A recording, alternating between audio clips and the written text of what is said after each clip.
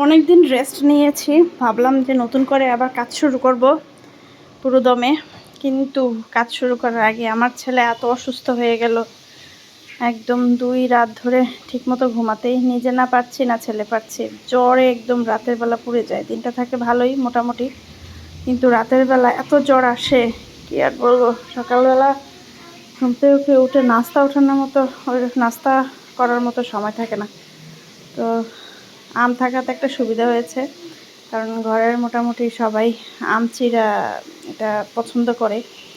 আমার ততটা পছন্দ না হলেও মানে অসময়ে ঝামেলার সময় কিন্তু খেয়ে নেওয়া যায়। তো আমি আবার আম চিড়া গুঁড়া দুধ দিয়ে খেতে পছন্দ করি। সামান্য চিড়া নিয়েছি আর গুঁড়া দুধ।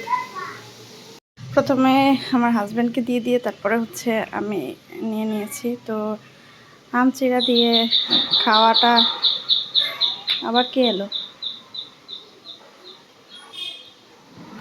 আমার কাছে মনে হয় গ্রীষ্মকালে আম চিড়া, কাঁঠাল, মুড়ি, খই এগুলো হচ্ছে বাসায় রেডি করা থাকলে একদম সহজ নাস্তা, ঝামেলাহীন, যে কোনো সিচুয়েশনে হ্যান্ডেল করা যায়।